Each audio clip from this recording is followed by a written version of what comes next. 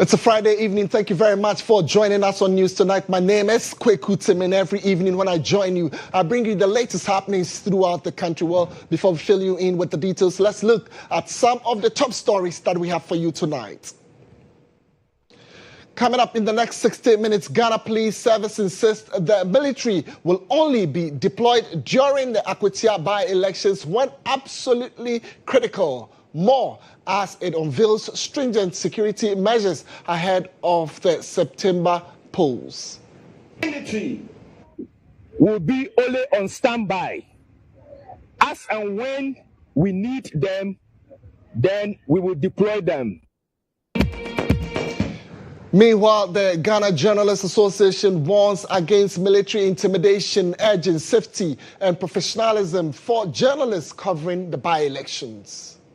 Dr. GHOne must, within 5 days, retract its reckless comments, issue an unqualified public apology to all journalists in Ghana. Well, tonight we'll hear from NADMO as relief efforts in the troubled Sola-Tuna Calabar district of the Savannah region, where the recent Brefugonja conflict has displaced more than 14,000 residents. And we'll bring you updates from our world of business as we urge you to prepare to pay more for petrol, diesel, and LPG as the Chamber of Oil Marketing Companies project increase in fuel prices from September 1. Also tonight, a venue of the one-week celebration of High Life legend Daddy Lumba changed to the Black Star Square.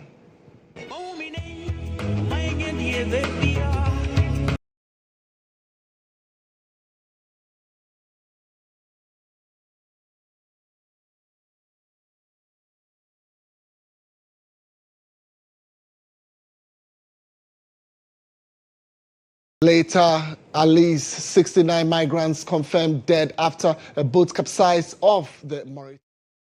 Bring you those updates on our international front. Stay with us tonight as we bring you all these stories and many more, including some sports updates.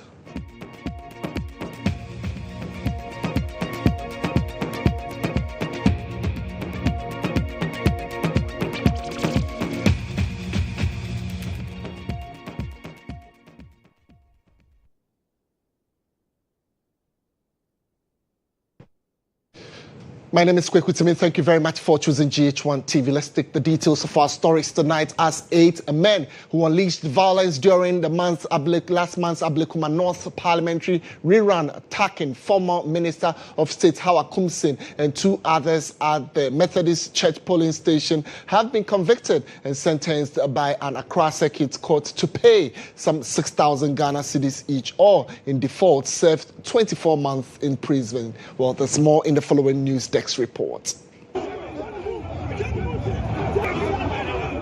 The disturbances, which occurred on Friday, July 11, 2025, at the Methodist Church polling station, disrupted voting and left several people injured. Among the victims of the violence were Mavis Hawakumsin, a former Minister of State and former Member of Parliament for Ewutsinya East, Majid Mohammed Sana, a trader, and Chris Lloyd Nikwe, Deputy Organizer of the New Patriotic Party. According to prosecutors, the 8 accused persons, Mohammed Abubakari, Tijani Mahmudu, Prince Jakpasu, Anas Mohammed, Mohammed Hamda, Dako Otibu Samuel, Musa Muntari, and Ali Saeed, also known as Bomba, launched an unprovoked attack on the victims while they monitored proceedings during the by-election.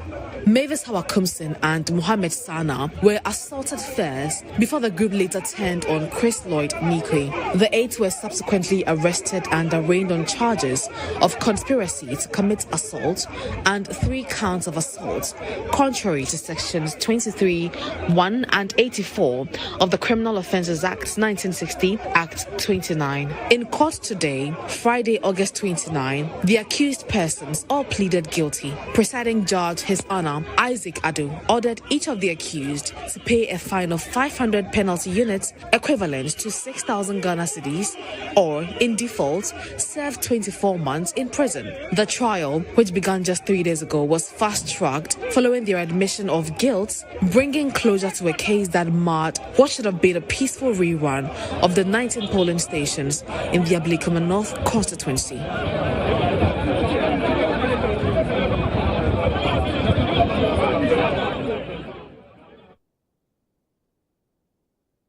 All right, so you'd want to stay on some more on this matter. Let's listen to the counsel for the accused persons, that's Nelson Nobel and Medouno, who expressed satisfaction with the decision of the courts.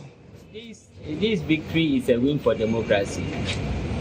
So this victory shows that our judicial system is one that we can trust and rely upon. And this goes to show that these are people victims of circumstance. Some people who have not committed offense for you to hold them as such as people who are criminals. No, but these are people who were trying to help a procedure that we all did not understand them. They were trying to defend themselves against someone who was holding a weapon. Understand? So these are people who they don't want to even go through the process of going to court and trying to convince people that they are not guilty or not. So this just to tell everyone that these are people who have not committed any. So when it comes to investigation, you may see someone clearly that this is someone who has committed an offense to you. But as to whether the person has committed any offense for which the law can hold that person liable, because you cannot hold a person liable for any offense that is not stated in our criminal books. So if the police or the investigative bodies decide not to bring someone to court, that means the person, to the best of their investigation, the person has not committed any offense. Well, the MPP Director of Communications, Richard Ahiagba, is quite displeased with the decision of the court on the convicted 8 in the Ablekuma North violence trial, where he maintains that the punishment is not deterrent enough. With the state of affairs, I think that does not reflect justice. That is not deterrent enough. That is not a way to stop violence in our election. That is actually a pat on the back, and this is only to say that, my friends, go and cause as much violence as you can and pay for it. It ought to be that way. The reason for punishing crime, is to deter other people to wanting to copycat. But if you tell me that somebody will go and abuse people, create a certain environment for somebody to win an election, to win a mandate for 4 years, to represent people whose destinies he's going to lead, but then the people ordinarily didn't want him, but for the violence and the fear that it drove on the day, prevented people from coming out to vote. And that person is taken to court and is giving 6,000 to pay. My God, you can get the whole town to go and unleash violence, win the seat, and then go and pay for 500 penalty unit. It ought to be deterrent enough. Those people ought to be jailed without the option of paying for it, and so that tomorrow they know that it is costly to go and create any violence. All right, so tonight you can join us with your thoughts on our social media platforms. Is the punishment for the people involved deterrent enough? And we'll make the rest of the world hear your voice on it. In the meantime, I want to stay on the subject some more as political analyst and senior lecturer at the University of Cape Coast, Dr. GHOne Asante joins us now for on the court's decision on persons involved in the Ablekuma North rerun violence. Well, Doc, thank you very much for your time. So let me find out from you. Richard Ahiagba, a short while ago, is saying that the decision of the court is not deterrent enough. Share with us your thoughts on this. Let me say good evening to GHOne TV viewers and to your good self. Thank you. I think that sometimes certain statements ought to be made emphatically. Such display of on the part of the director of communications of the MPP leaves much to be desired. Not over. We have all in this country that we have been witnesses of mayhem that, unfortunately have been visited on some group of persons, especially when it comes to by-elections.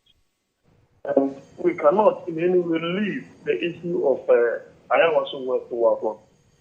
Until today, when the commission and the short commission started on this issue, came out with their findings and recommendations, we had our government under the leadership of President Akwatia issue a white paper, as it were, to strike out certain recommendations of the commission. Until today, those who suffered all these kinds of violence have not any kind of justice, and the likes of Azugu and all those people are walking about freely.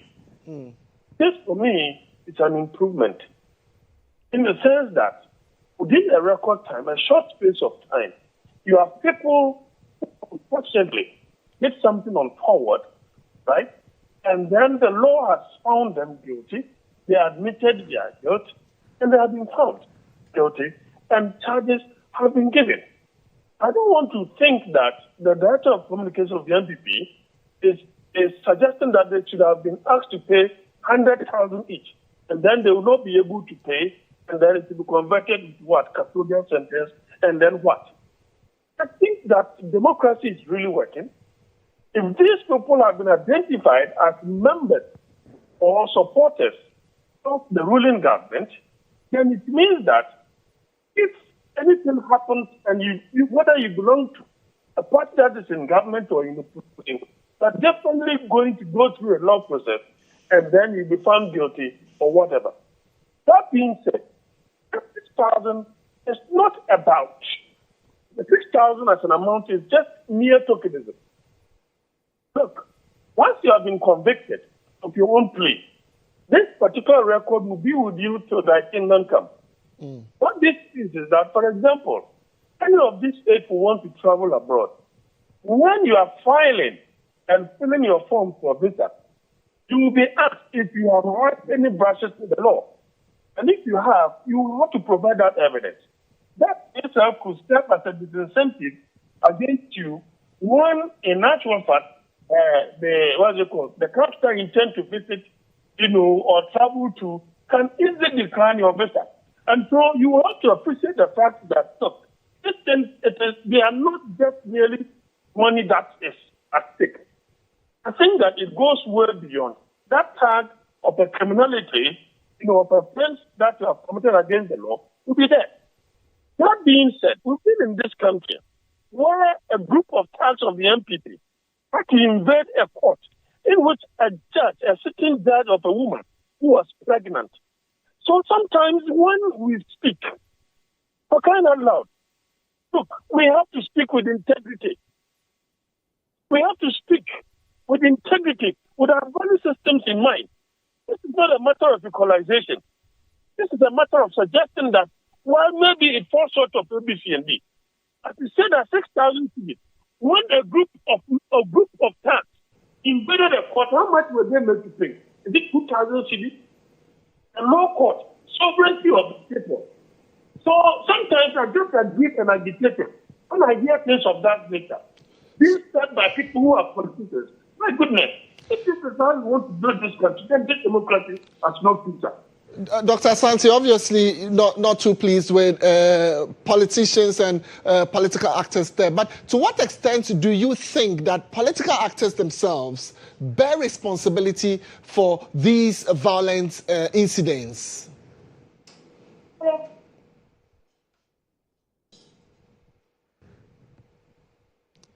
Dr. Jonathan Asante, are you still there? Yes, I'm here. Kindly. So I tried finding out from you, yes, political actors, to what extent should they bear responsibility for some of these acts that continuously happen? As long as the perpetrators can point to the fact that we were recruited by this political, entity or by this political personality, that is where the burden of responsibility will come in.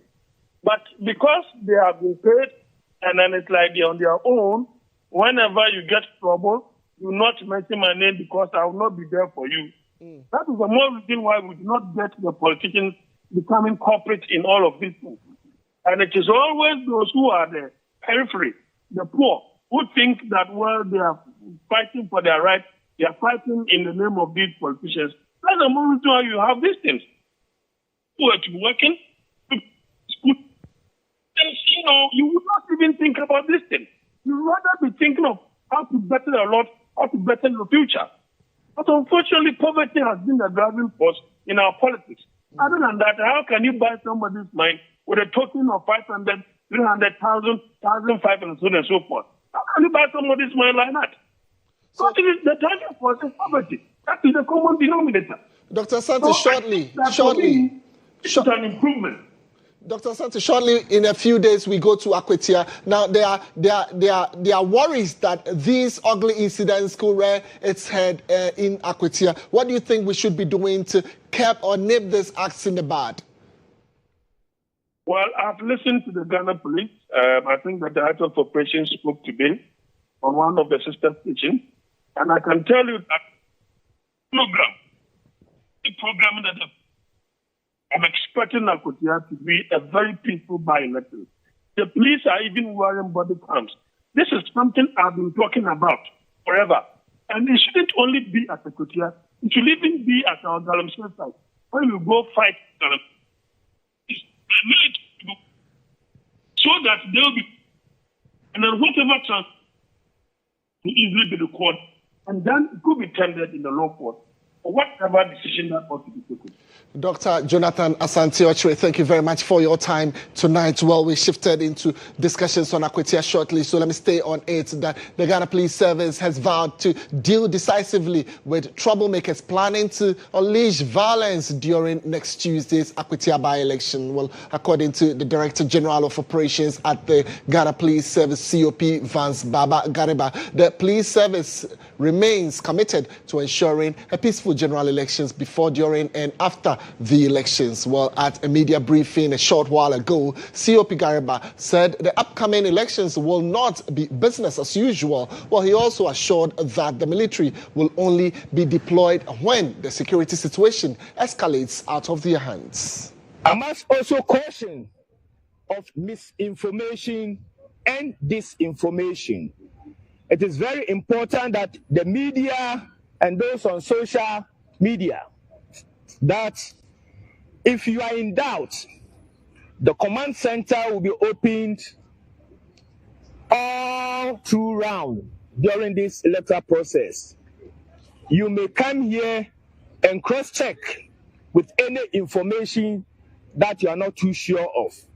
So we want to caution the media as well as those on social media that whatever information they publicize should be facts that have been cross-checked and rechecked and cross-checked before they publicize them. This is to help us to be able to ensure that the media space is sanitized. It's only the facts that are reported. Let me also indicate that the military will be only on standby. As and when we need them, then we will deploy them. But if we don't need the military, we will not request for the deployment of the military. So they are only going to be on standby. Once again, I want to reassure all the good people of Akwatia that they should come out in their numbers and exercise their franchise. All right, so allow me to stay some more in Akwatia as the Ghana Journalists Association has stressed the need for police to maintain law and order during the Akwatia by-elections. Well, at a press conference, GHOne President Ablekuma North underscored the critical role of journalists in safeguarding a free and fair election process. Well, he further urged practitioners to uphold the highest standards of professionalism and ethics by ensuring accuracy, fairness, and balance in their reportage. We must avoid the use of military to intimidate the electorate. We encourage the police to ensure that no hooligans and thugs are allowed to foment trouble in the constituency. Journalists are not combatant in the political contest. They are professionals carrying out a democratic duty to inform the public. We entreat all political actors to respect the work of journalists, avoid confrontations, and refrain from acts that could compromise their safety. The GHOne reaffirms its unwavering commitment to defend the rights, safety, and dignity of journalists and calls on all stakeholders, media houses, security agencies, political parties, and civil society to work together to ensure peaceful, safe, and professional coverage of the Akwatia by. Allow me to take you to Akwatia at this moment. Let's speak to the Deputy Director of Elections and IT for the NDC, Rashid Tanko Computer. Tanko Computer, thank you very much for your time this evening. So let me find out from you before we get into the security updates. We've seen this video that is going around, of course, trending of near Brown when leading member of the NDC, Johnson Asiedu Nketia, and others who attended the vigil for the late NSC Alkumi. In there, is everything calm, should we say, at Akwatia? Well, let me say good evening to your cherished listeners and viewers. I must say everything is calm. The desperation of the NPP has reached crescendo. It has reached a high level that the security needs to step up their operation on Tuesday, come Tuesday, the day that we are going to vote. They have started exhibiting their true colors. It means whatever they have been telling the general public, we have to watch them closely. They are not interested in the peace of this country. Their parochial interests have clouded their judgment to the extent that they have the audacity to attack our national chairman and his team at a funeral ground today. The funeral that was supposed to be a national funeral, because the gentleman was a national figure, a sitting a member of parliament, and the funeral was to be celebrated by everybody in this country, not only MPP people. When we had our funeral with our 5 and 3 officers, gallant officers who died in the plane crash, the NDC lost 5 of our men. MPP attended the funeral. In all the process, they attended with their leadership. Nobody raised a finger against each of them. Nobody said anything. We all saw it as a national disaster. And today, we came to mourn with them, and they turned the whole place to a war zone, trying to attack our national chairman and his leadership. It's unheard of and must be condemned by all meaning Ghanaians. Everybody should condemn the MPP for this poster. We cannot live in a life like this. Let's get to the by-election matters proper. So on the preparedness of the Ghana Police Service ahead of the by-elections, of course, you had the briefings in there. Your opponents have no issues at all with the latest update, except for the part where the police service indicates that it will bring the military where necessary. Now, I want to believe that you also have similar concerns if the military are brought in, isn't it? Well, that has been our position all along. As a political party, when we met the National Election Security Task Force, we all agreed that, look, the National Security Task Force is made up of the police, the Ghana Army, Immigration, Fire Service, Customs, and Prisons. They all form part of the National Election Security Task Force. But the lead of this group is the police. The others, they stand by. When there's a need for them to be invited, the police will invite them to come and augment their effort. We all agree to that. Then our opponents, MPP, they have issues with that. They don't want to hear anything about the military. And interestingly enough, we are just 8 months in office. They have ruled this country for 8 years. And they know of this structure. And they know the operation of this. So for them to be raising issues about it surprises everybody. And these are the issues we are talking about. We have no problem for the NDC. We are confident with the police setup, and we are confident that their deployment will work to the benefit of everybody in Akwatia. But to say about the position of the NPP and their activities and actions that they have started exhibiting now, then we will think that the police need to up their game. Because these people, it means they are not interested in peaceful election come 2nd September. Right, Akwatia, thank you very much for your time. I'm sure ahead of the by-elections, GHOne TV and all the other networks would be interacting with you. But tonight, we're grateful that you joined us. If you are at home, we're sincerely grateful. At this moment, we're taking a quick break. We're not done with the bulletin. We'll come with more information, education, and entertainment for you. Do stay with us. We'll be back shortly.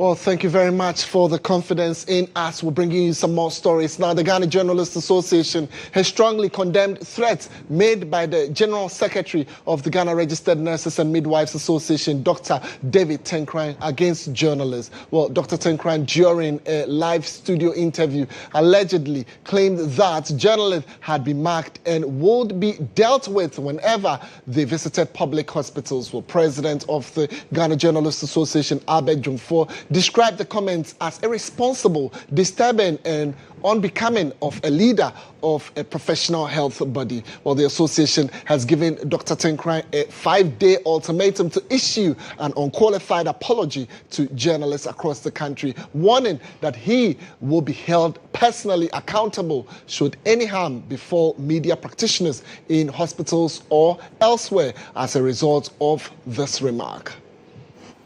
To publicly declare in an antagonistic tone that journalists has been marked and will be shown in hospitals is nothing short of intimidation and an attempt to instill fear among media practitioners.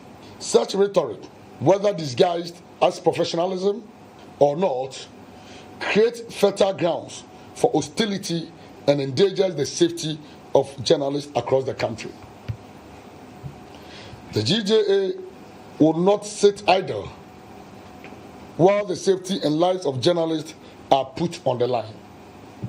The GHOne will not be cowed, neither will the media fraternity allow itself to be intimidated by reckless threats, regardless of who makes them.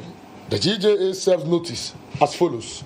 Dr. GHOne must, within 5 days, retract its reckless comments, issue an unqualified public apology to all journalists in Ghana, and give a clear undertaking that it will never again champion or encourage actions that threaten the safety of journalists in this country. Should he fail to comply, the GHOne will not hesitate to petition all appropriate bodies, including but not limited to the National Media Commission, the Commission on Human Rights and Administrative Justice, SHRAJ, the International Press Freedom Watchdogs, including the Committee to Protect Journalists, CPJ, the Federation of African Journalists, FAJ, and the International Federation of Journalists.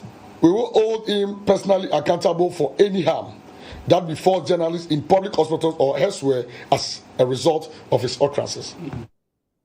Well, if you just tune in, this is News Tonight. My name is Kweku. Temeng. We'll still have some more local stories for you. And here, more than 14,000 people have been displaced in the Sola Tuna Kalba district of the Savannah region following violent clashes in the Brefo-Gonja conflict. While tensions remain high as residents flee their homes seeking safety in surrounding communities. Well, this comes as the death toll in the ongoing conflict in the area rises to 17, with several residents sustaining varying degrees of injuries, leading to fears of humanitarian crisis as local authorities struggle to provide food and critical medical care to those in need. Now, what began as a land dispute has escalated into a full-blown conflict, leaving many residents homeless. Well, here is some of the residents sharing their ordeal.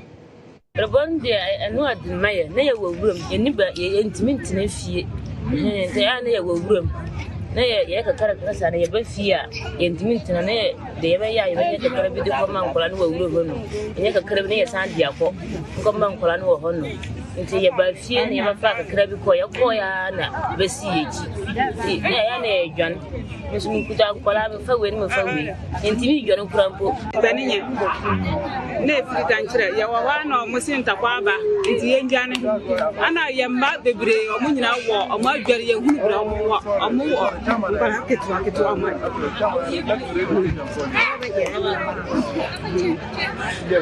nti na o mu nanu nyina ngura na ye wo nti ngura na ye sanse ye bekefie na ye beduru ya ngrofo na tu agu ye so na ya san dwane nti police fo ni ba ye se yambra no mu fa mpie kurom ye be gina ha yamba kora ye ni mbra mu wan kola ke o so wa matra so yesterday around 1 p.m.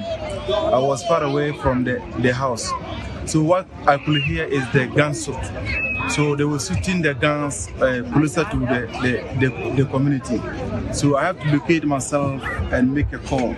So what happened is that the people came from unknown place. There is a road pass through Horeyiri to Chanchire. That is the Mandari road.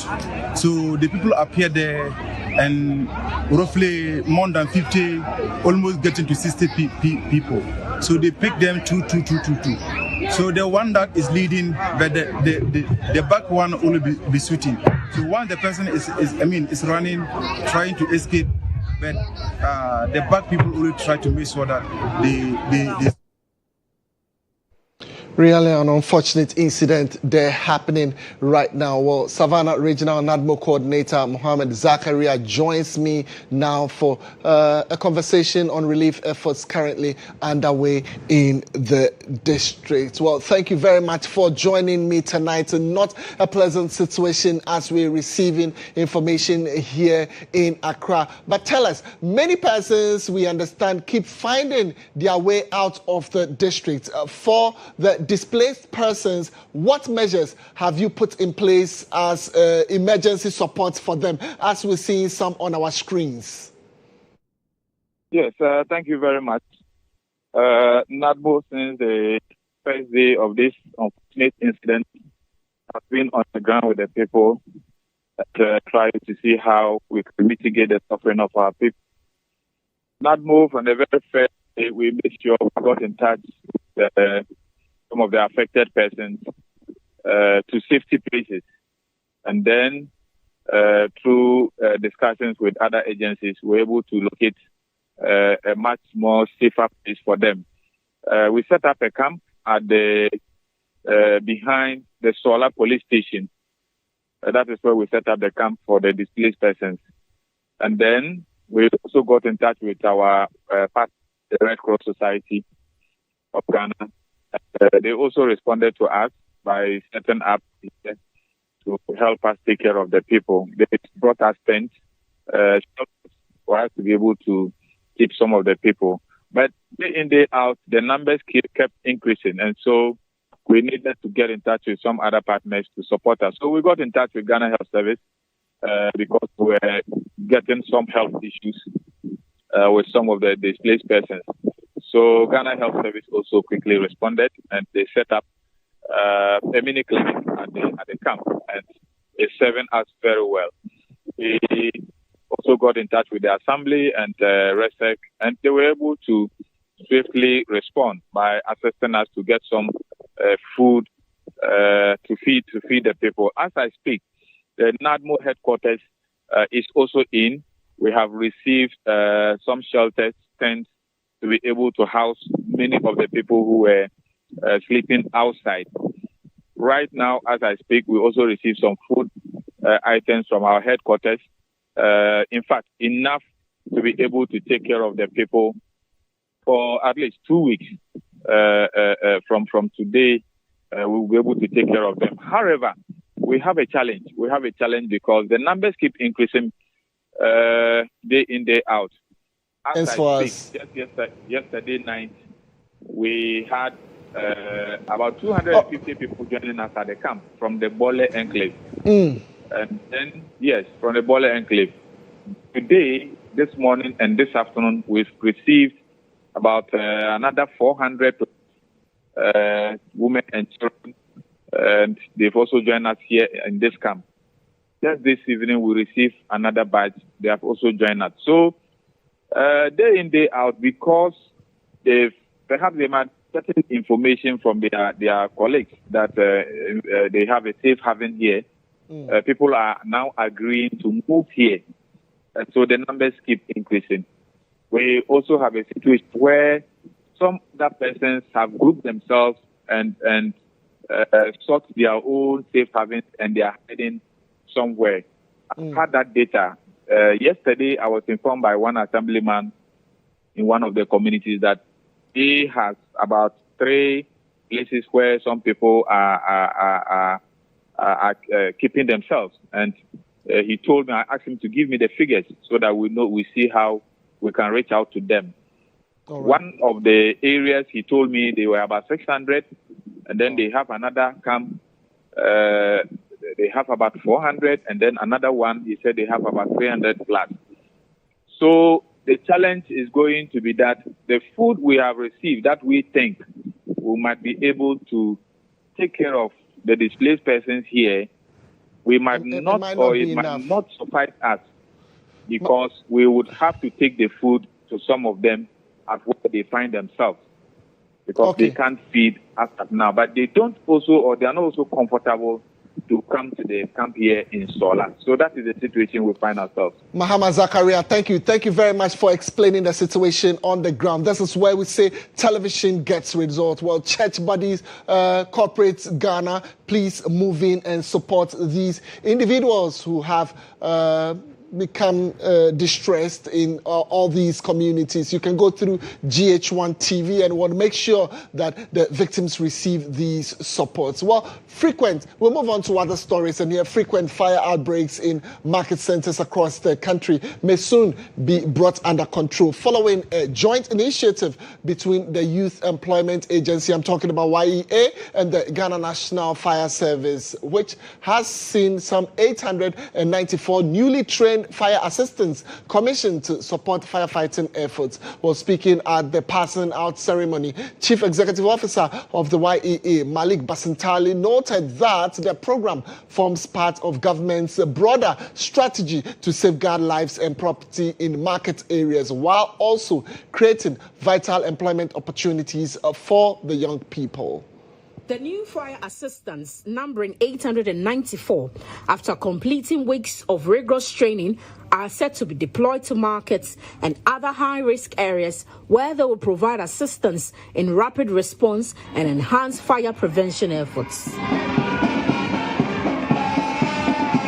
At the passing out ceremony, Chief Executive Officer of the Youth Employment Agency, Malik Basantali, explained that the initiative is part of government's broader strategy to safeguard lives and property at the markets while creating jobs for the teeming Ghanaian youth. We at the Youth Employment Agency have a simple trick in creating opportunities for people. What we do is to identify a problem. And once we find a solution to the problem, we transcend that solution into gainful employment.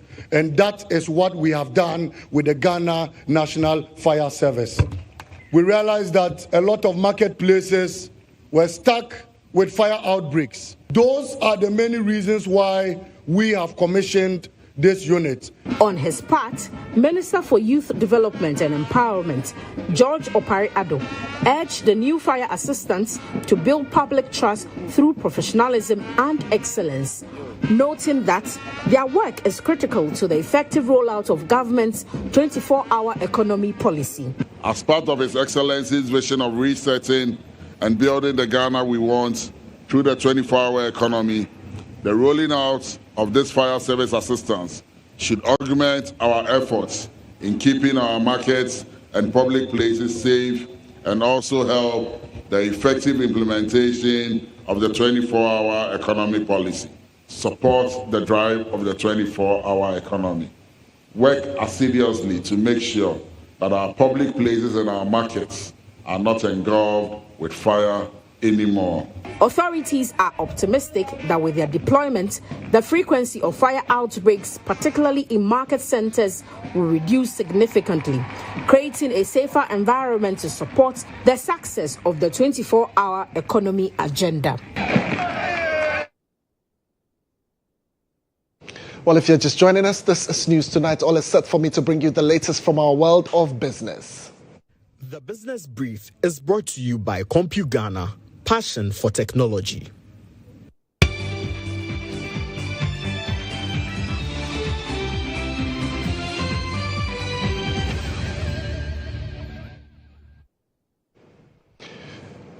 Well, in business tonight, the Chamber of Oil Marketing Companies is projecting an increase in ex-pump price of petrol, diesel and LPG beginning September 1. Well, according to the Chamber, prices of pump are projected to rise by 3.86 to 5.40% for petrol, 1.22 to 3.39% for diesel and 2.43 to 4.57 for LPG. Following the dip in crude prices, international product price for the petrol, diesel and LPG saw respective decreases of some 0.45%, 3.74% and 1.73%. Despite the reduction in international product price, the increment in ex-pump price are predominantly due to the depreciation of the local currency against the US dollar. Additionally, recurring shortfalls in the supply of finished petroleum products, particularly petrol, over the period also accounted for the further increase. So yes, we should be expecting some price increases in petroleum. That's according to the Chamber of Petroleum Consumers.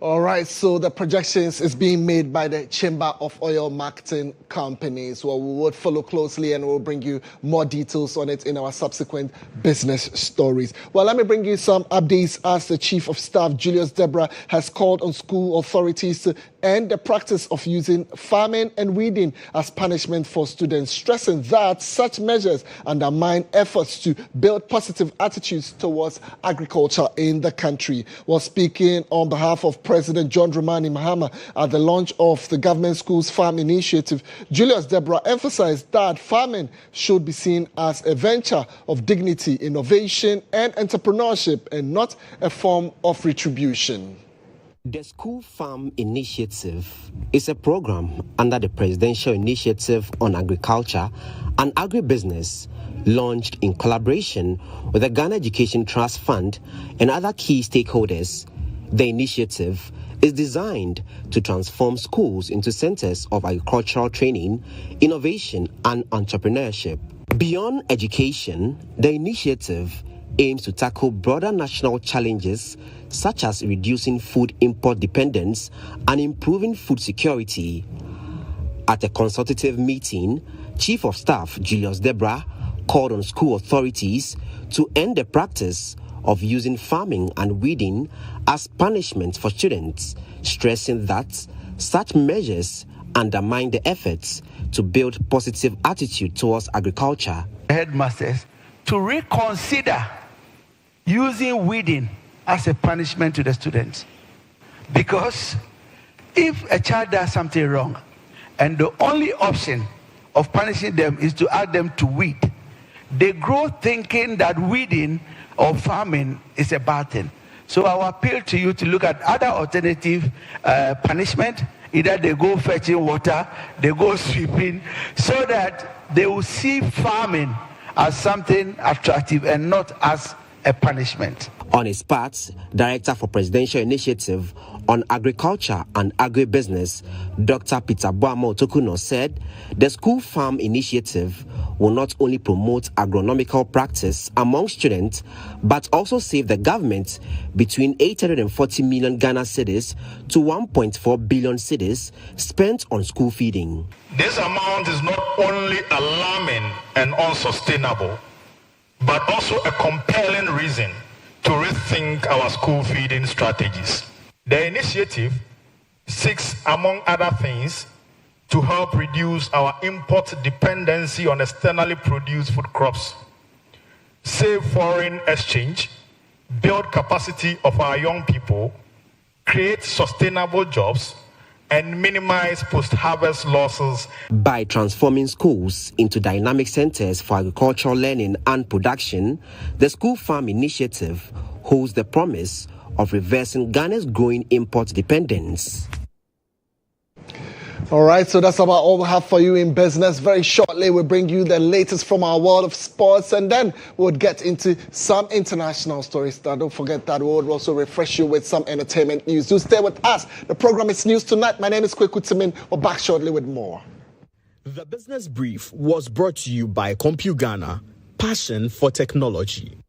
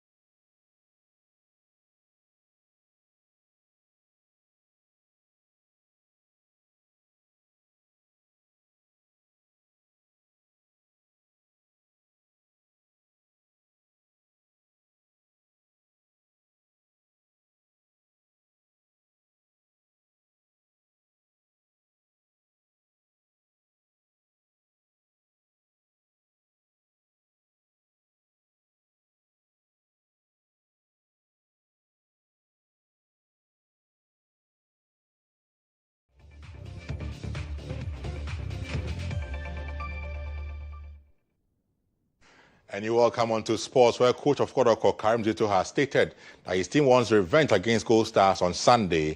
The Warriors take on Gold Stars in a Champion of Champions game on Sunday at the Dons Park in BBNE. The rush is a curtain raiser for the Ghana Premier League season, and Coach Zito and Captain Samba O'Neil have revealed their mission for Sunday's game is just revenge.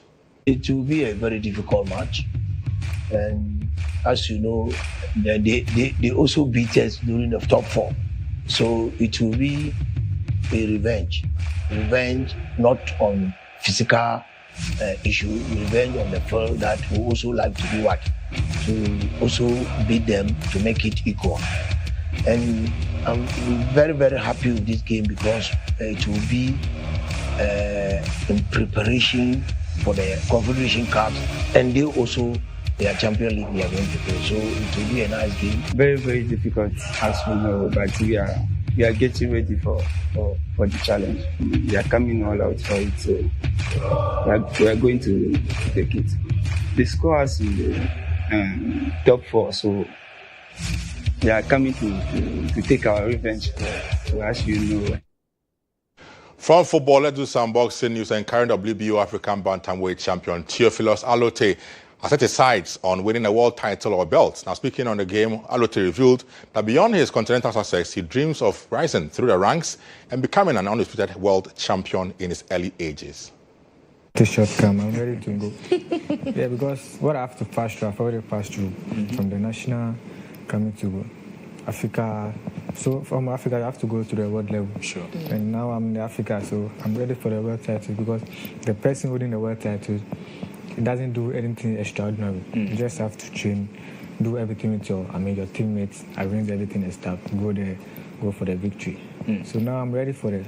If I get world title shot now, just have to prepare myself and go for the world title. And they should be expecting me fighting, the BBC African belt. Definitely very soon I'll be fighting the BBC African belt, so I should expect that from me. So all I have to need their support in press and everything, because definitely if I'm going to fight the WBC, I have to fight someone from outside Ghana, so it's not easy at all. But so far as I've beat 2 international people in here, both Nigeria and Benin. Meanwhile, Alote's coach and manager Ofori Asare is calling on corporate Ghana to support a young boxer in his pursuit to win a world championship belt for the nation.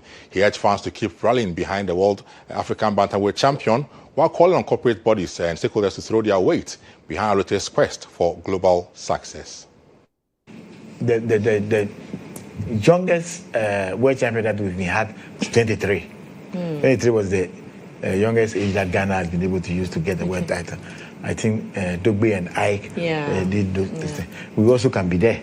And also, we want to at least go further, get the title, and then go for other things like undisputed title, unifying titles, and all those kind of things. Because it has not happened in our history. So we want something new into our history, and we know we can do that. We are working together, and we are a strong team. And if you want to come forward, don't pass any other corners to make anything. And when you come straight forward. And that's it for sports. Up next is GHOne.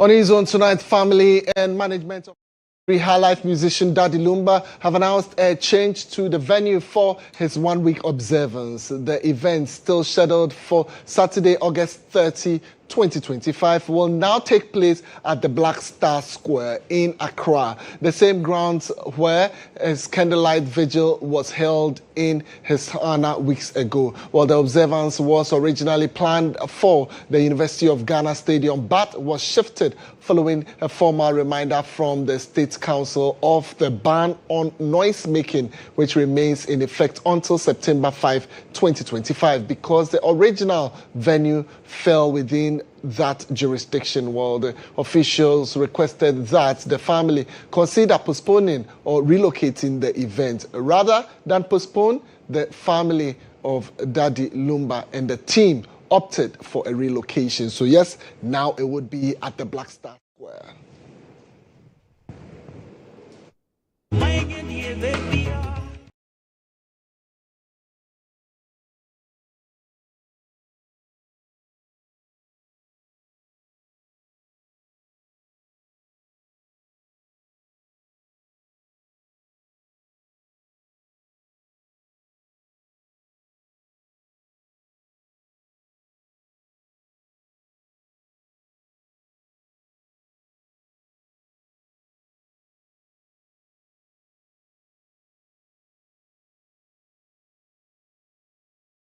Right, may the soul of the legendary Daddy Lumba rest in perfect peace. Obviously, you should be expecting GHOne TV to give you all the entertainment on his 1 week observance. Well, that's about it. My name is Kweku. Temeng, delight joining you on a Friday evening. We're back tomorrow with some more news for you. Enjoy the beginning and the rest of your weekend.